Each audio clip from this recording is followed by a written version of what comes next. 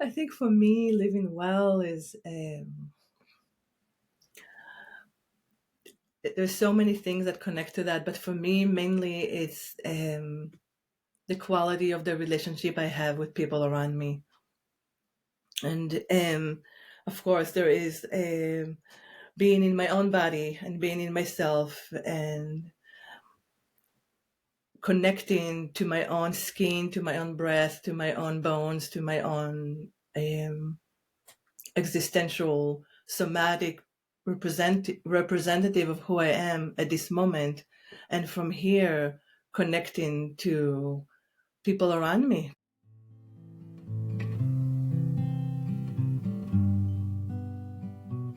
Hello, everyone. Welcome to the Reflections on Living Well podcast, where we explore perspectives on the good life in the 21st century.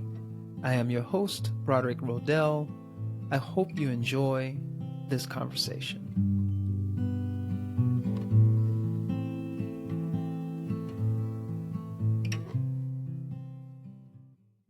Hello, everyone. Welcome back to the Reflections on Living Well podcast. Today, our guest is Shirley Dvir. Shirley is the founder and lead teacher of relational somatic healing and a licensed marriage and family therapist. She is currently earning a PhD at California Institute of Integral Studies in somatic psychology and is writing her dissertation on the use of safe touch in psychotherapy. She earned an MA in transpersonal counseling psychology from John F. Kennedy University and a BA in social work from Haifa University in Israel. For over 10 years, she taught as a certified Haikomi teacher at the Haikomi Institute of California, John H. Kennedy University, California Institute of Integral Studies, and Shiluv Center in Tivan, Israel. Shirley has been practicing psychotherapy since 1997 in agencies and private practice, seeing families, children, couples, and individuals. Her main work today focuses on healing relational wounds with safe embodied touch. Her spiritual practice and meditation support how she holds her work and her teaching. Hi, Shirley. Hello, thank you, Broderick, for having me here. Yeah, I'm excited to have this conversation. You have a very interesting background. I really enjoy talking to psychotherapists or people who are interested in psychological well-being and sit with so many different people and hear their different perspectives and kind of help them navigate their experience. So I'm looking forward to this conversation Thank you. and Me too. digging into your mind and seeing what you have learned over the years of doing this type of work. And uh, I'm I'm assuming that you have a lot to share with us that can be of some service, some use to our understanding of what it means to live a good life. So I Uh, know I just read that. I know I just read that bio, but I like to also ask people to introduce themselves because that may be a little bit yeah, different than what I thank said you. in the bio. Thank you, Broderick. Yes, I think what I will add that I'm a mom Mm. and I have two boys, and being a mom and being a psychotherapist and a teacher is a big piece in my life as well. And I am originally from Israel, as you said, and I am. My culture is Jewish, Arabic. My parents are from Arabic descent, immigrated to Israel, and so I see myself as a Jewish, Arabic, Israeli, now American woman, and started my work as a social worker in Israel and worked with Holocaust survivors and families in Israel, and then moved here to the States and studied transpersonal psychology. And then in transpersonal psychology, I fell in love with somatic psychology. So here I am here. Yeah. And now I'm really dedicating the last 5 years of my life to study the use of safe relational touch in psychotherapy, which I love the topic so much. Awesome. Well, I am hoping that all that comes up in this conversation. These conversations are not pre-planned. We Yeah. just kind of go with the flow. It's very creative, Right. but I have that in mind to hopefully bring some of that out in this conversation. Sure. Yeah. So, from the beginning, I'd like to start with this question: what does living well mean to you, or what does the good life mean to you? And then we'll go from there. Yeah, Broadwick, you like to start with the big question at first. Yes, we'll unpack it. I think for me, living well is there's so many things that connect to that, but for me, mainly it's the quality of the relationship I have with people around me, and of course, there is being in my own body and being in myself and connecting to my own skin, to my own breath, to my own bones, to my own existential, somatic representative of who I am at this moment. And from here, connecting to people around me, people, either it's my kids, my neighbors, my friends, my students, um, my family. So for me, living, how did you say it, living life well, that's the living life well, really represent to me how do I how do I live in myself, inside myself, and how do I live in relationship with the people that close to me, and am I allowing myself to be gentle with myself, and am I allowing myself to accept myself, am I allowing myself to um, be in myself and not always to rush or to do or to um, work or just to be, to attend to myself as well, and am I allowing my body to rest also as well, and from here, do I have quality time with the people that I love? Do I have, because I am a mom and I'm a single mom, and do I have the time? Because it's so easy to go from one thing to another and to rush to life and to pick up the boys and go to swimming and go to this, and did you have your tutoring session? Did you have this? And for me, living life well is about slowing down and just being, and being together and not doing nothing. Like yesterday was a wonderful day of doing nothing, and it was just so delightful just to do nothing and to relax and to be together, and I could hear my son was studying a little bit for his finals, and he started to sing and do his work, and just kind of relaxing and just being in the moment and having some small moments of intimacy together, like being together, looking at my son's eyes and seeing that he's well and I'm well and we are well, and just those little moments of recognizing this moment and recognizing it in myself, and recognize it in relationship with another, with a child, with a partner, with a friend, with a neighbor. So living life well to me is a lot about pausing and feeling and noticing this moment right now, and it doesn't have to be perfect, and it could be really hard too, and but just something about pausing and noticing, and in that pause there is um a lot of moments of being grateful for what I have and who I am, and what we have here and the potential of what we can do here also. I'm very grateful, although it's very hard times right now in the world. I'm also very grateful to be here at the same time. Mhm. Yeah, I love it all. You said quite a few things there that that I hope we get a chance to unpack.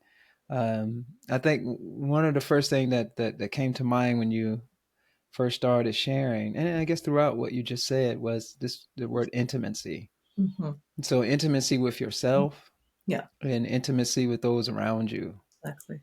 Yeah, that deep connection with oneself. I love how you say, you want to feel your body, feel your bones, Yeah. to be really intimate with oneself, and a deep awareness of oneself. To me, it almost like it begins there, right? I Most, feel, I don't know, you might agree with this, but you have that deep awareness of yourself that extends out into the awareness of others, so that intimacy with others. it begins there, but a lot of us. So let me say something about that. Yes, I agree. It totally begins there. If I'm feeling my own body, my own breath, my own pelvic floor right now, as I'm talking to you, taking a moment to really feel my breath, my back body, my skin, really slowing down to feel my words, not just to say, but just to really feel my words. Mm, And it's so wide from there. It's much mm, wider than just words themselves. And when I feel my words, I am coming, all of me is coming to the meeting with you. And then I can meet you fully and I can be with you mm, fully. I don't leave a part of myself, I'm with you fully. mhm, And then there is excitement because then there is a new opportunity to meet this moment and to meet you and to meet a relationship and a lot of possibilities in that meeting. mhm, But I do want to say that as a psychotherapist, I have a lot of clients who don't know how to be in themselves, or it's mhm, very challenging, or traumas of the past. It's very painful to be, and there is lots of ways of not to be in ourselves. And and we need to help them to slowly, like, take their hands and slowly help them to learn how to be in themselves, how to feel their heartbeat, how to feel their skin, how to feel their bones, how to feel their feet on the floor. And a lot of times it's a learned skill. We can do it. It's just a learned skill that they never had before. They just didn't learn how to do that. They never taught how to do that. And this is something that we're learning from being a baby. We're mhm, learning early on as a baby is being born to the world and being held by the parents, through touch and through closeness and intimacy with the parents and the baby. The baby learn how to be in their body, learn how to have a body, how to be inside, how to feel themselves. And a lot of my clients never had that experience of being held, of being close in that way that a parent is relaxed and able to hold them physically and emotionally. So there is a relearning that needs to happen there. mhm, And a lot of this relearning is coming from the meeting with another person and also with touch. And that's another big topic. mhm. Yeah. Absolutely. Yeah, that's wonderful. I think, yeah, I find it so ironic when, first I would mention how you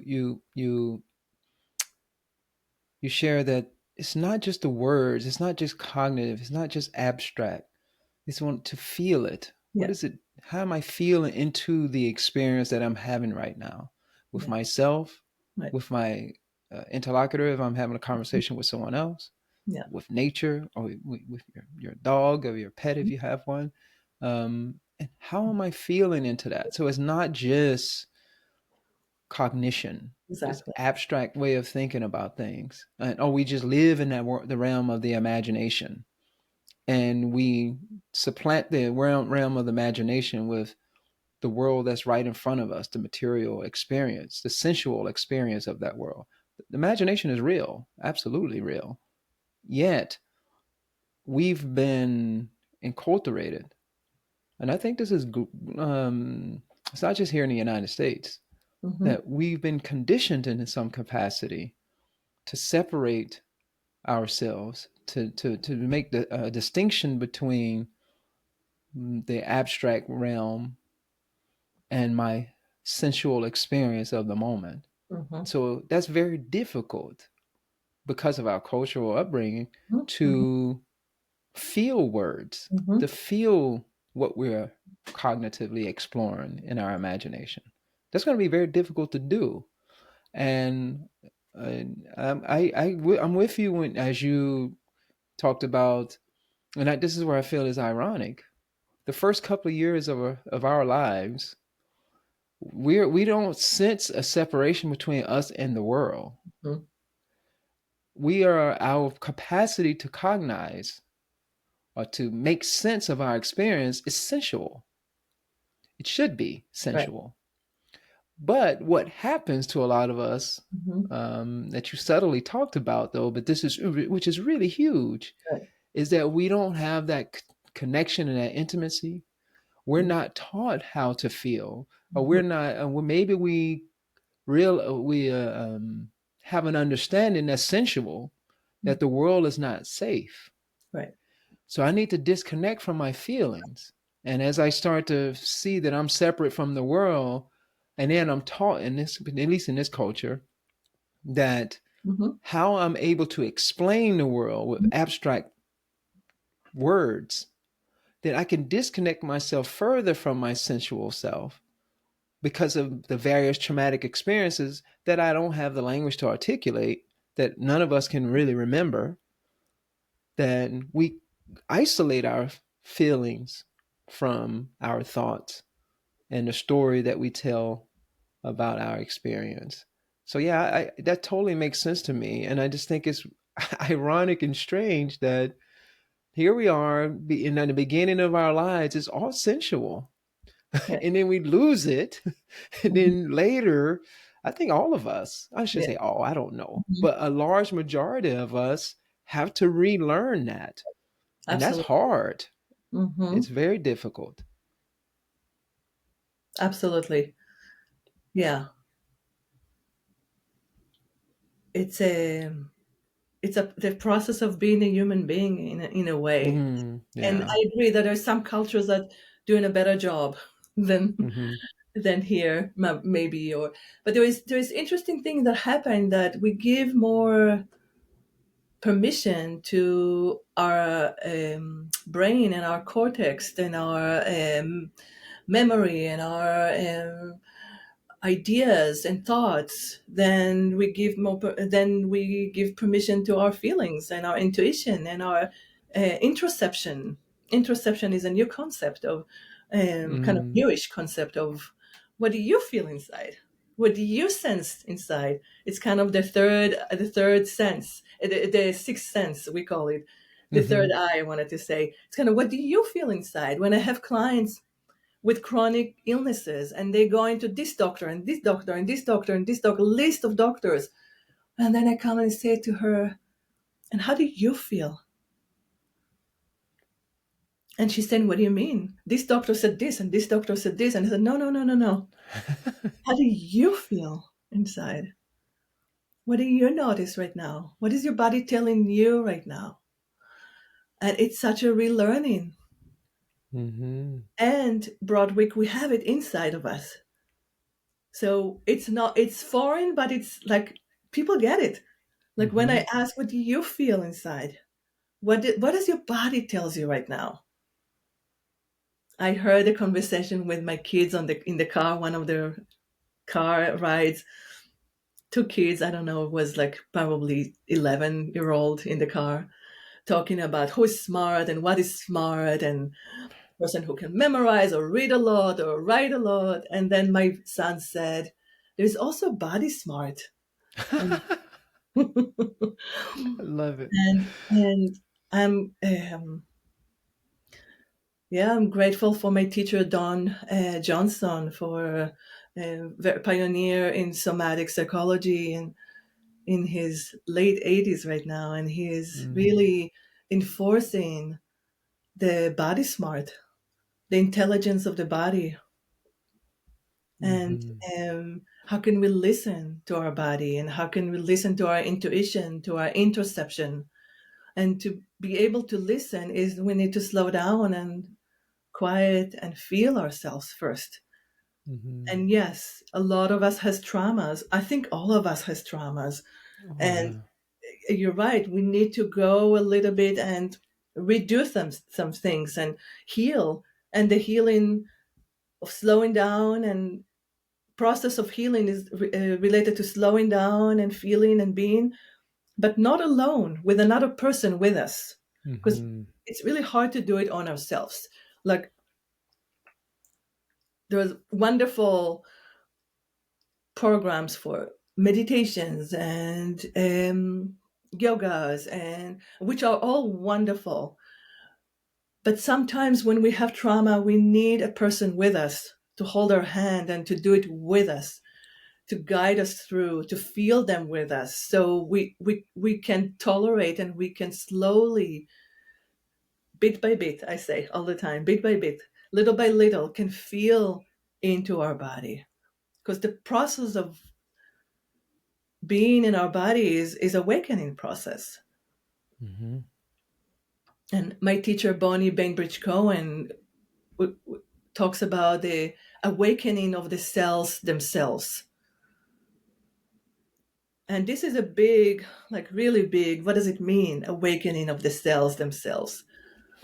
But what would it be to imagine that our cells has intelligence and they know what to do and they created ourselves, and they, what would it be to start to listen to our own cells? Mm-hmm. This is a process of awakening. Mm-hmm.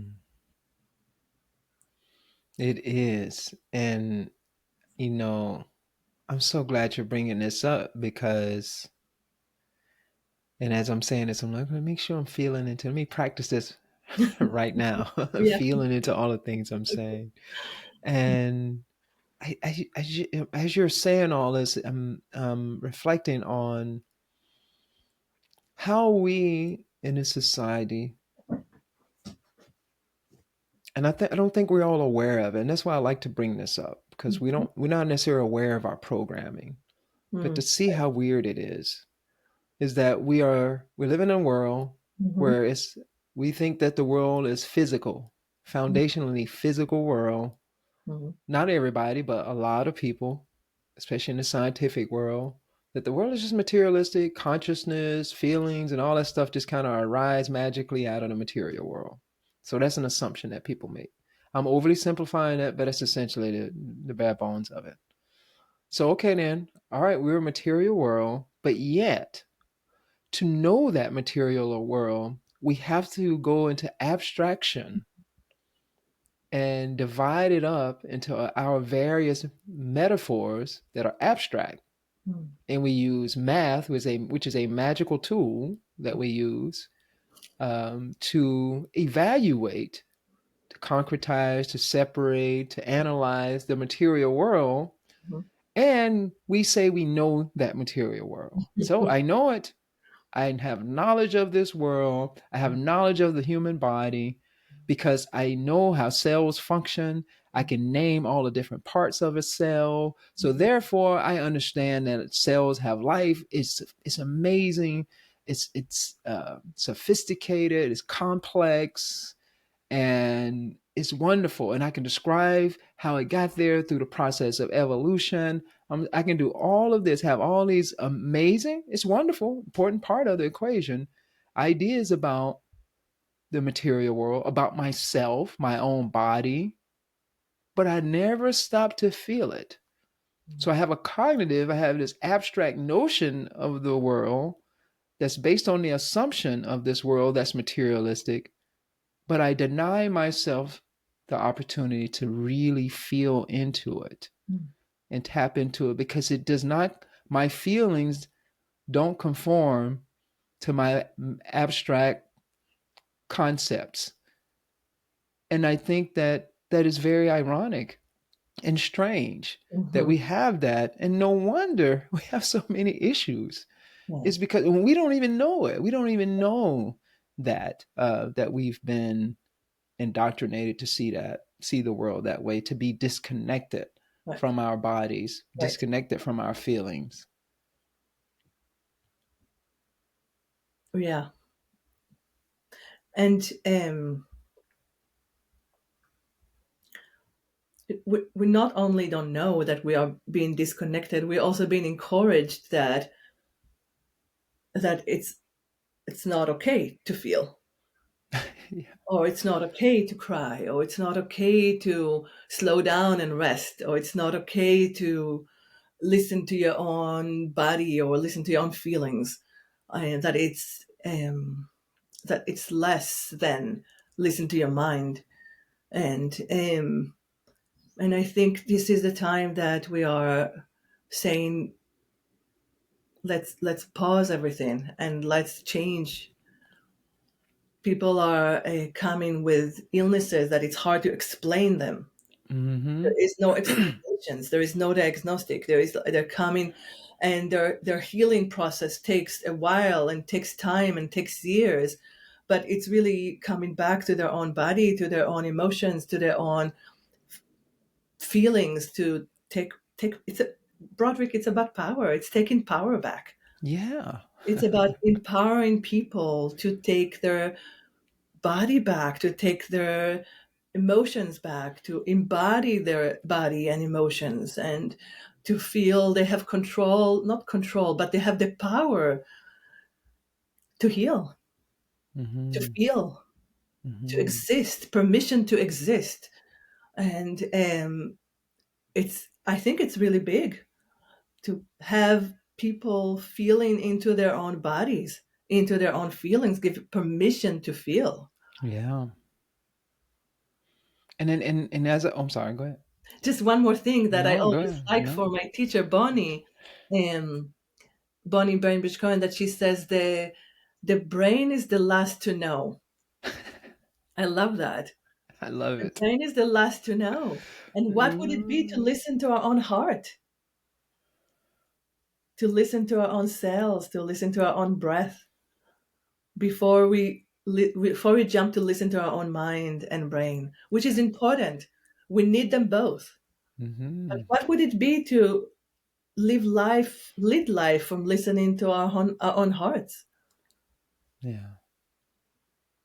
Yes. I love that. The brain, and that's true. You know, your senses are picking up signals from the world, and then it's sent to the central processing center in the brain, where it's processed centrally. And then, you know, from that processing, we can abstractly explore that Yeah. material world. But what was it before it reached the brain?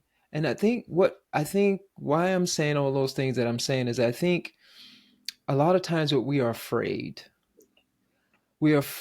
to do that because, okay, how I describe how I feel in my body is going to be different than how you describe how you feel in your body. And since it's different, well, I don't know, you know, don't we, there needs to be some conformity. We need to feel it can't be real if if everybody's describing their feelings differently. Mm-hmm. I'm like, no, you're missing the point. That's not the point. Mm-hmm. You're looking for the abstract thing again. Mm-hmm. And that's the problem. Mm-hmm.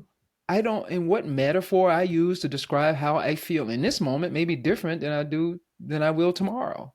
The important thing is the feeling, and the language Mm-hmm. merely points to the feeling Right. if I'm trying to relate that to someone else. But the most important thing is the feeling. It's not the metaphor. And I think you know, well, you know this better than I do. Is someone that's like a therapist or someone that's working with someone can see through Mm-hmm. not the exact words that a person is using to describe their sensual experience, but to help guide them in making sense, whatever language they choose to use to make sense of that experience. And then also to not get so caught up in the language of it and to say, hey, you can trust your feelings. They don't need to conform to somebody's idea or somebody else's metaphor. It's okay. There's models out there that's okay that can be useful, but you don't have to conform to that. The most important thing is to tap into that, like your son said, Yeah. tap into that body intelligence Yeah. that is beyond words anyway. It's a Yeah. I totally can kind of feel like your words in my skin right now, and how important it is to say to people, it. You don't have to understand your feelings right now. No. Like there's a wish, like, but why? Why am I crying right now? I don't understand. Why am I crying? I had a client coming to me the other week. I see her less often because she kind of graduated from me, and she said, "My life is good. I'm feeling happy, and I'm good. I'm doing finally what I'm supposed to do, and I'm doing this, and feel good. But I don't know why, but I'm crying right now. I don't know why. I feel sad right now." And I said, "It's okay. You don't have to know why. Let's just be with it. Let's just Mm-hmm. let's just not be afraid of it. Let's just be with it. Just feel your tears and feel me here with you. Mm-hmm. Just make room for it. Room for your feelings, room for your sadness, for your tears. Let's just make room for it without needing to understand what it is. Mm-hmm. And can you feel me here with you? Can you Mm-hmm. feel that I'm being here with you? I'm holding you without even touch. I'm just sitting next to you. And just that, just allowing, giving permission to feel, to the tears to come, to the sadness to arrive, and just being with it. It just took really, it took 2 minutes for her to transform from sadness to great happiness. Mm-hmm. And because it was just that, just given permission to feel. We don't need much. I actually think that human beings, we think we're so complex, and yes, we are complex, but what we really want is really simple things. Mm-hmm. It's just somebody to listen to us, somebody to hold us, somebody to be with us, just to Mm-hmm. be able to give permission to our feelings to be heard and be seen. And once we Mm-hmm. fully receive that, then we connect to feeling happy and joyful and alive again. Mm-hmm. Because underneath our biggest traumas, there is life force. Mm-hmm. There is life force there. Mm-hmm. And we need to just give room and permission to feel and to be seen. And then the life force will just come from there. Yeah. I love what you're doing, you're sharing, because I love how I'm going to use your son's because I think it's so cute. Your son's term, not words here, body intelligence. It is an intelligence in and of itself. Mhm, I don't need to have, mhm, I don't need to be able to cognize it necessarily mhm, with language. And I think it's important to do that to some capacity. But the important thing is, like you're saying, is being, giving people, giving ourselves an invitation to say it's okay to just feel. I don't need to know right now. I don't need to know. I am knowing. That's the mhm. thing. I am knowing. It's a different type of knowing. Exactly. It's a sensual knowing. It's not an Exactly. intellectual knowing. And I Exactly. think Yeah. I my big thing for me is to encourage this notion that knowing has, there are different ways of knowing, different modes of knowing. Mhm. What you're talking about is a way of knowing. Yeah. Let me know that way. Let me know That's beautiful. through feeling, for Yeah. instance. I Mhm. don't have to know through cognitive processing. Yeah. That's just one way of knowing. Yeah. It's an important way of knowing, but how do I'm neglecting or negating this other way of knowing Mhm. that Yeah. we began this world that way Yes. when we were born. That's how we were able to explore and Mhm. make sense of our experience Yeah. through our And sensual knowing. Broderick, the world need today a different way of knowing Yeah. because we can't make sense of what's happening right now. Mm-hmm. It's not going to happen. We can't understand. We can't make sense of the world right now, and it's not gonna come from here, from our cortex, from just the brain. It's gonna come from here. Mm-hmm. It's gonna come from our heart, from our body. The world need a different way of knowing. I'm a little bit like when I'm seeing what schools are teaching our kids. Like it's really frustrating. And because we really need all these classes and science after math after physics stuff. Like I'm looking at my high schoolers, right, a son.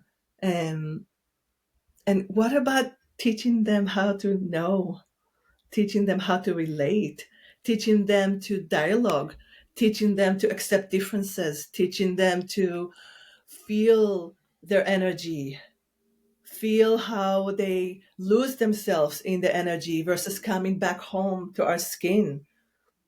You Mhm. teaching them how to know how to filter what to take in and what not to take in, because the world is a lot right now.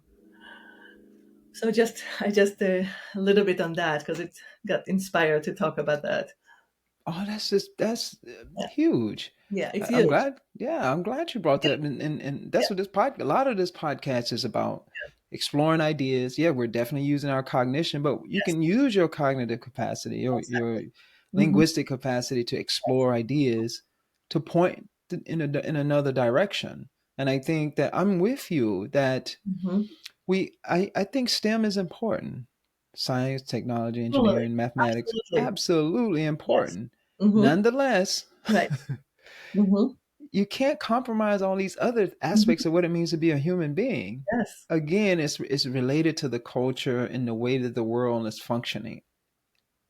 And we think that I know I pick on GDP a lot, Mm-hmm. but it's that we focus on what one can produce and what one can exchange. Mm-hmm.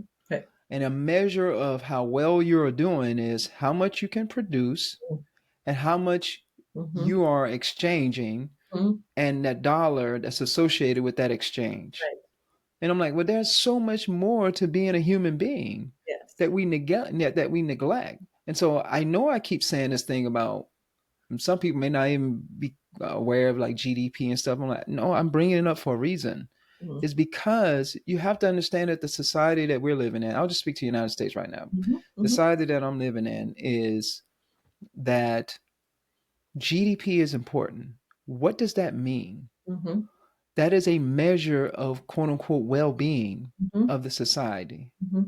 Like think about how insane that is. The well being of us as a society is measured based on production and the exchange of goods and services. Mm-hmm. So of course, Mm-hmm. our educational system is going to be designed Right. to make that better because we think that that's going to make the society better. Now, is there a correlation between GDP and well being? There is some correlation, Mm-hmm. some, but it's not all of it at all. There are these other aspects Yeah. of being a human being that you're talking about. When people, am I doing well simply because I have enough money to buy stuff and I go to a job and I produce, or I have my own business that I produce stuff to sell? Mm-hmm. Does that say that I'm doing well? I don't. Out of all these podcasts I've done, no one has said that that is the only measure of well-being. And I think that I just find it strange. Mm-hmm. For me, it's strange. I guess not to a lot of people, because in our school systems, we take out those things to add Mm-hmm. more STEM. Yeah. You take out PE, Mm-hmm. even stuff like civics. Mm-hmm. Civics is about how government, how the society is run, and it's basically about relationships. And you take that out, and we focus on, no, we got to give you the stuff that's going to produce stuff Mm-hmm. because we got to make sure the GDP stays up. Yeah. I'm like, maybe we need to rethink Mm. how we measure human well-being. Yeah. And I think the stuff that you're talking about, I hope you keep talking about it, is lost Mm-hmm. Yeah. or just not Yeah. considered. Yeah. And those of us who think that that is very important, I feel like we need to continue to have these conversations talking about it and stressing the importance of relational intelligence, somatic intelligence, um, emotional intelligence, spiritual intelligence, all these other aspects of what it means to be a human being versus focusing on one little piece. It's only one piece of a larger puzzle Yeah. and what it means to be a human being. And I think that coming back to the relationship piece, that really understanding and giving more emphasis and more energy, or however you want to say it, that we are mammals who are supposed to be, um, we programmed, we the divine created us this way, the universe, divine, however you want to say, the creator, however you want to say, we were created in a way that we are always in relationship. We're Hmm. always in relationship with the earth, we're in relationship with the trees, and we're in relationship with animals, we're in relationship with the air, with relationship with human beings. uh, Human beings are the most dependable mammals in the entire planet, because it takes us forever to be independent. It takes us for because we need it, and there's nothing Hmm. wrong with it. There is a lot of judgment around, oh, you need to do it on your own, or kids need to grow up fast and to need to learn. And what we're actually really discovering in psychology, that the more support children have, and the more um, togetherness that they have with their parents or with their caregivers, or with most support they have, the better they can succeed later on too. And it's really teaching them that we are here together. We Hmm. are here together. You getting an A and you getting a D, it doesn't make sense, because we're here together. We need to learn how to all succeed together. How we're here together. So teaching parents how to relate to children differently, teaching children how to relate to their friends differently. I think this is so important. We're here together. There is no one person gets the best job and the other person gets doesn't get a job and we're all fine. This is sickness. This is a sign of sickness in our society. We need to find a way that we can support all of us. And it starts with the very foundation relationship between inside a family. Health start inside of us, inside family. Can we support mothers to have longer maternity leave? Can we support fathers and parents, other genders parents, to have longer time to stay with their kids and to be with them and not be stressful about money and making it, and actually nurse the children and be with them and support them, and not working so many hours, actually playing with the kids, actually being with them, teaching them, cooking with them. This is so important from the get-go. Like the foundations of what it means to be healthy is how we growing up in relationship with our caregivers, with our neighbors, with our friends. So much more important than how many words do you read per minute.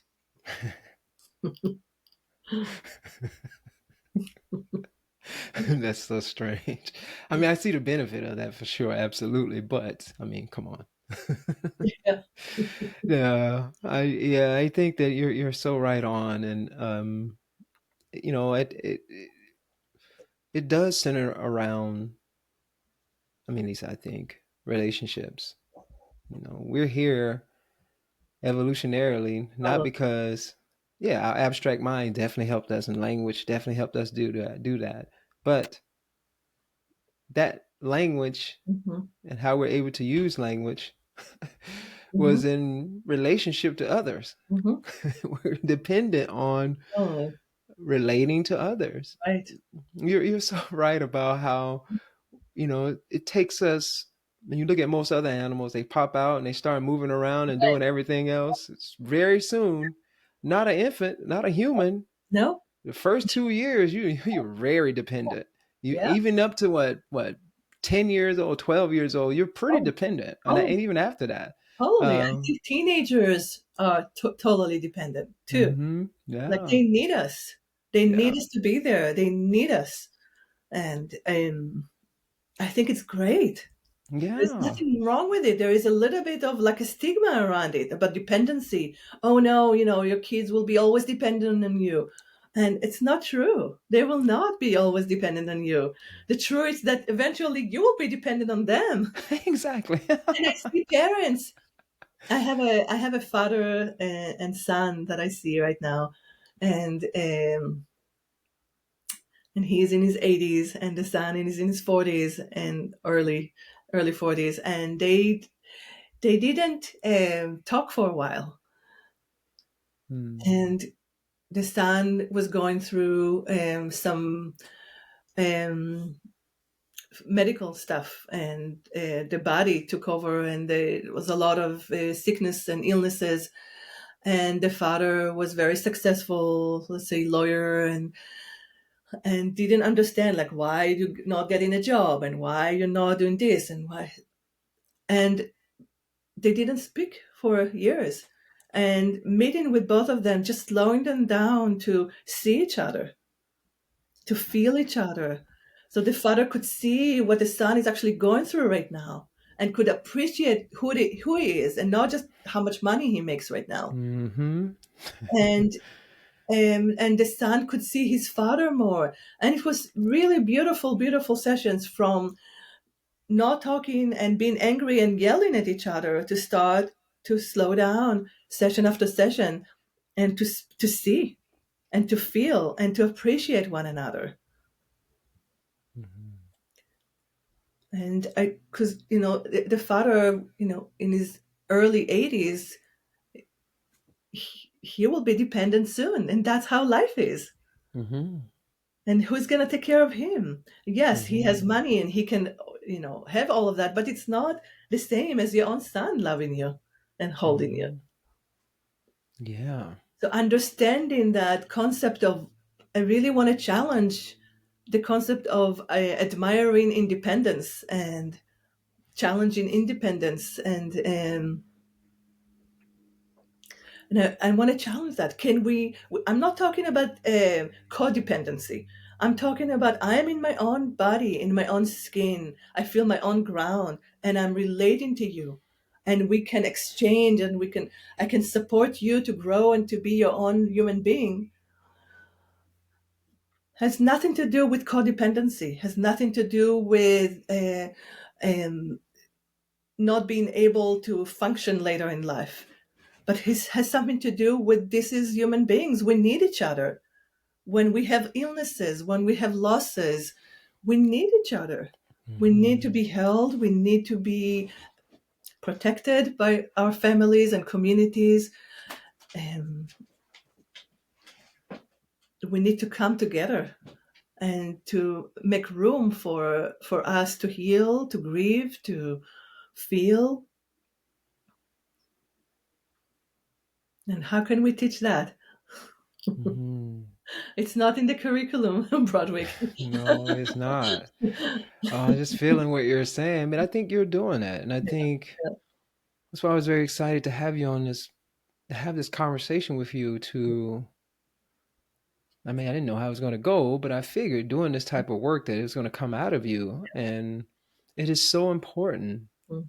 And I think you're doing that, and I think sometimes it takes society, and unfortunately, it can take generations Right. to come around, but somebody has to start it. The conversation needs to start. Somebody needs to be doing the work that you're doing in therapeutic settings. Mm-hmm. Eventually, Mm-hmm.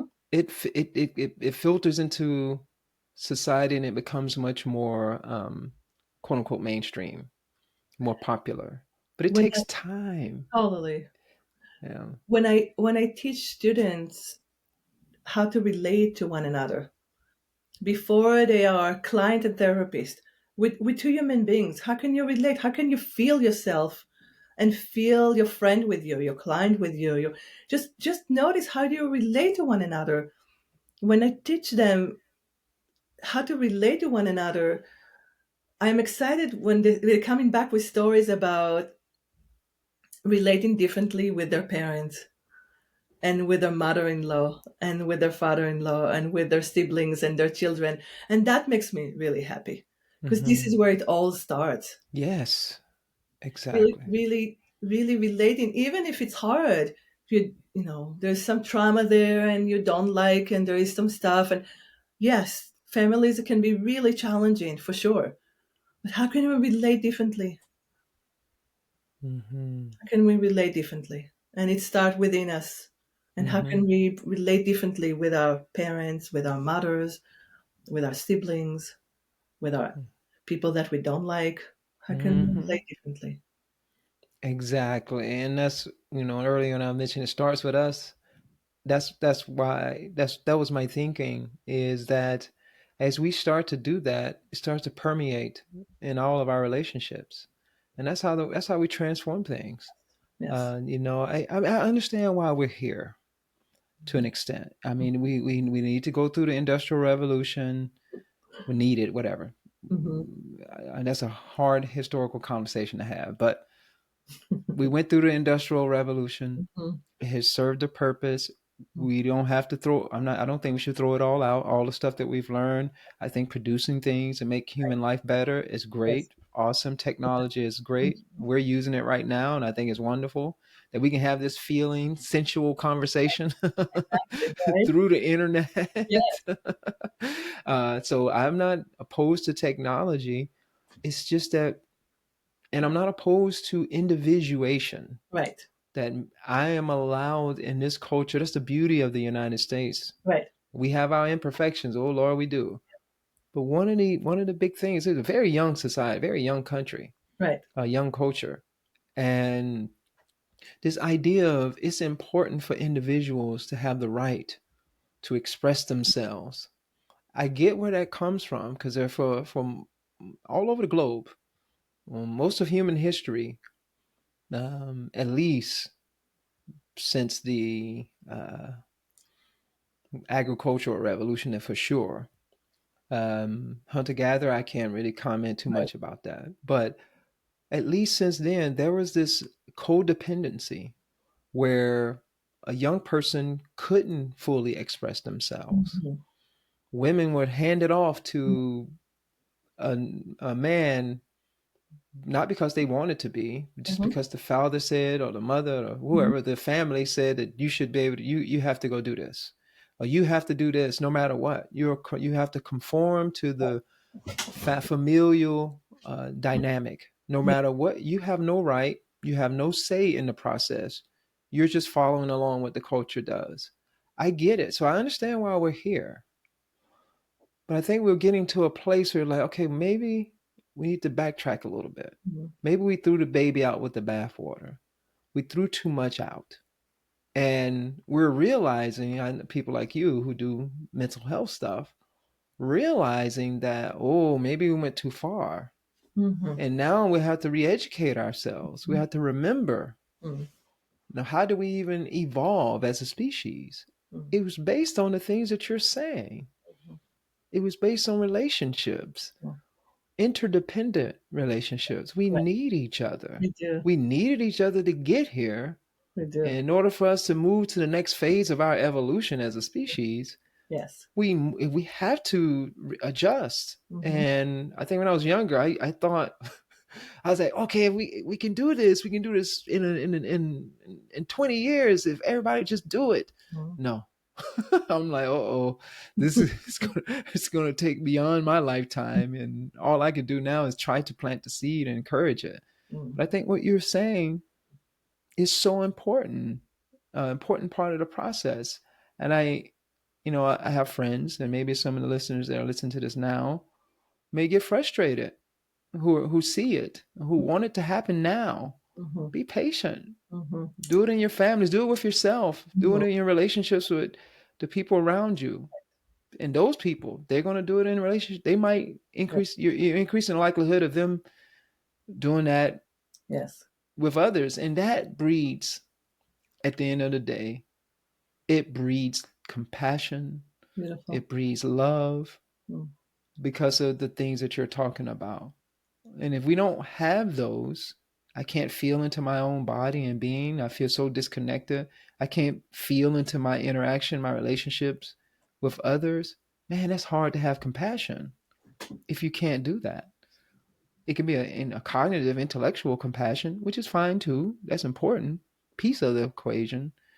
But the full expression of compassion requires the stuff that you're talking about. I mean, I feel that. And Broderick, compassion really starts in us too, Mm-hmm. and to accept ourselves, Yeah. accept our mistakes, to accept um, our feelings, to accept ourselves, to accept that we're not perfect, to accept that we're aging, to accept that um, there are some things that we don't like about ourselves. How can we accept it? How can we accept ourselves, accept the situation? Doesn't mean that we need to collapse into it, Mm-hmm. and but to accept it. There's some choice there. There is some again coming back to power. There's some power there once we accept in ourselves.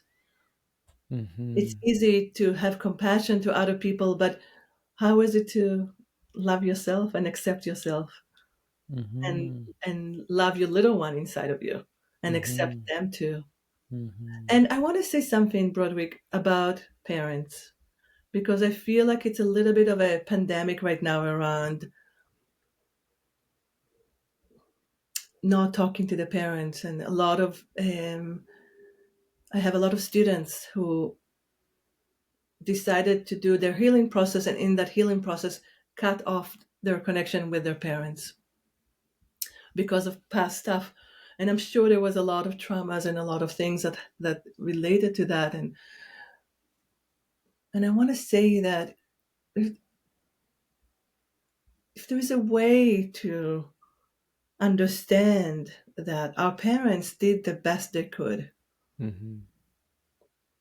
that it's not about only their fault and what they didn't do right. And I'm sure there were not, some parents did not do it well or could have done it better, or but they did the best they could with the tools and the time that they had.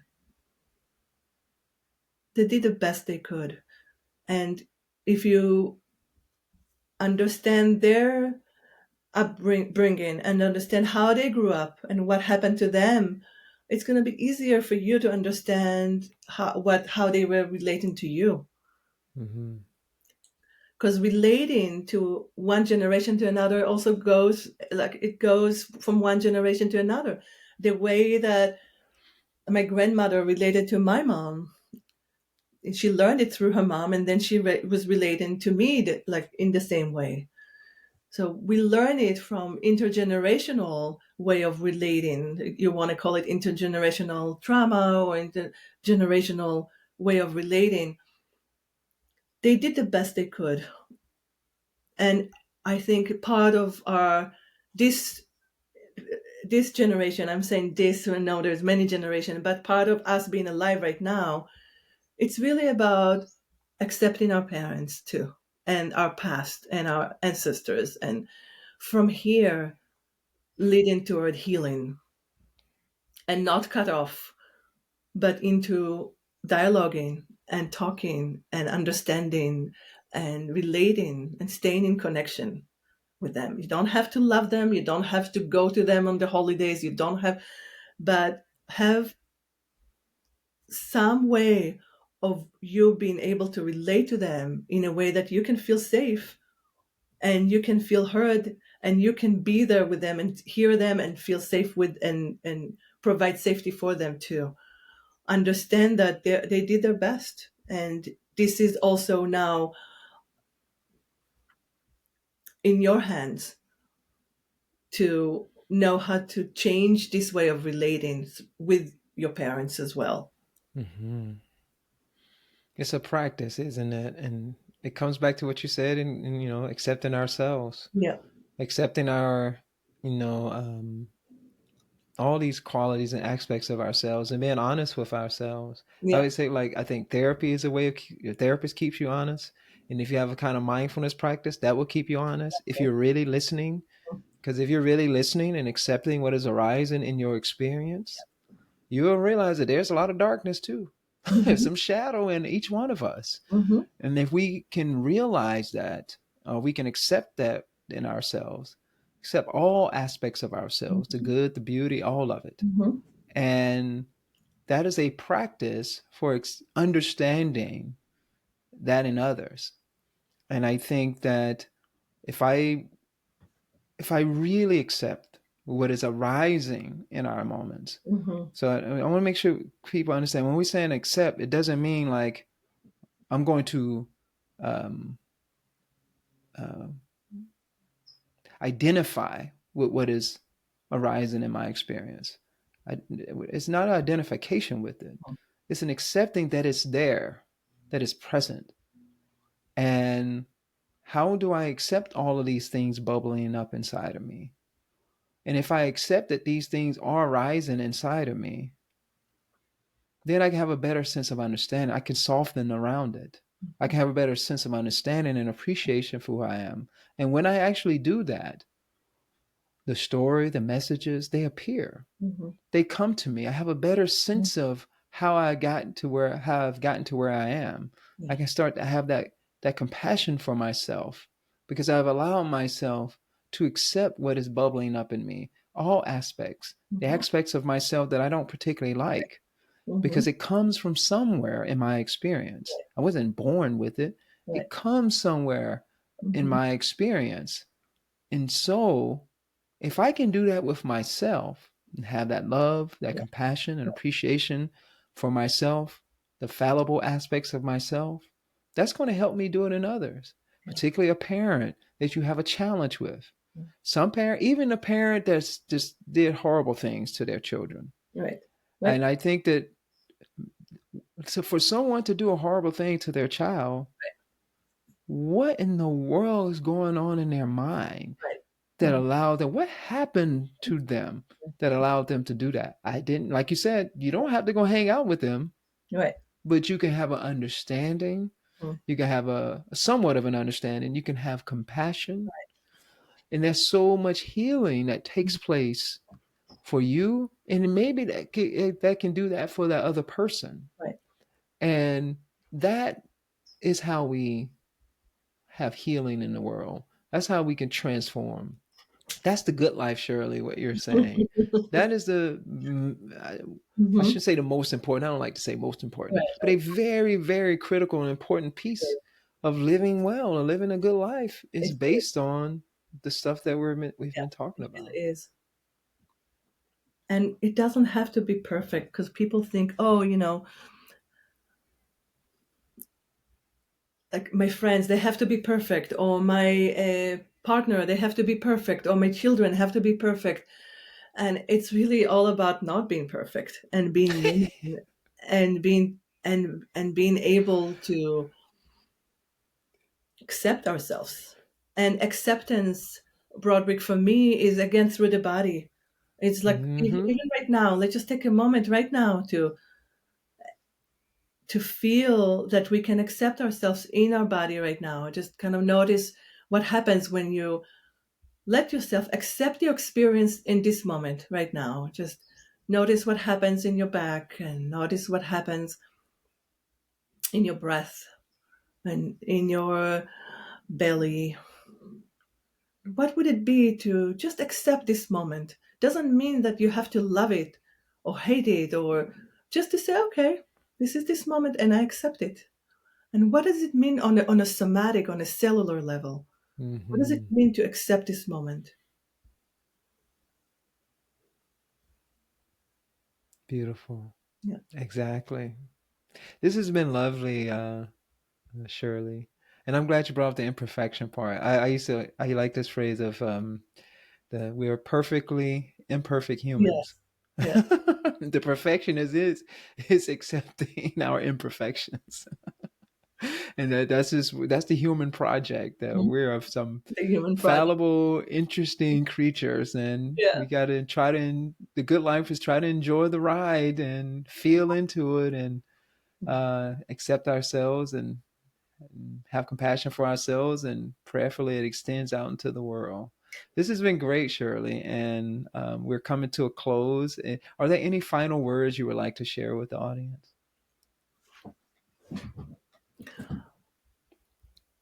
I think that even though it's so hot right now in the world, and again, being Israeli woman, Arabic, Jewish Israeli woman, um, I think this is such an important time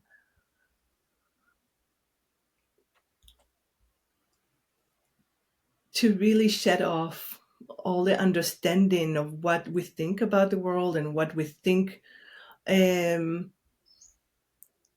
of not just what we think about the world, of what to shed off all the misunderstanding. I don't know how to say it, Broderick. I don't have the right words, but what I want to say. This is such an important time right now to really listen from our hearts because nothing makes sense right now. And if we can really come and listen from our heart, relationship at a time, one relationship at a time. I get overwhelmed when I think about the macro level. I get really overwhelmed by that. And although it's really important too, but when I feel like I have more power is in the micro, it's in one relationship at a time, is in one relationship. There's me, there is you. And in this relationship, we can do something different. We can hear each other. We can Mhm. feel each other. We can breathe together. We can look at each other's eyes. We can hold each other. So for me, social activism is an embodied practice as well. And I'm very grateful for Ray Johnson in their work on embodied social activism. Because for me, when I first heard about this work, I just started to cry and just to feel this is it. This is the way. It's one relationship at a time. It's through those simple interactions, one relationship at a time, how we look at people, how we smile at people, how we listen to people, how we talk to one another. It's those interactions that will change the world. And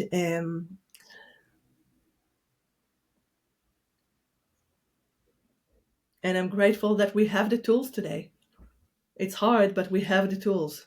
And I also feel that we have the support of our ancestors. We have the support of the generations before us to do it differently this time. So it is a hard time, but I also feel like this is an opportunity to do it differently. And it's one relationship at a time. Mm. Beautiful. Well said, Shirley. This has been amazing. I'm grateful that you took the time to have this conversation with me. I'm grateful for the work that you're doing in the world. Yes, one relationship at a time. Let's love each other to the best of our abilities. And it starts with loving ourselves. So thank you for sharing your wisdom with us today. I really appreciate it. You're welcome. Thank you, Broderick. It was a pleasure to talk to you and to be with you. Thank you.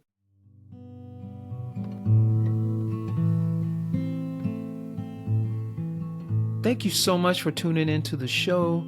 I hope this conversation has inspired you to reflect on your own views of the good life.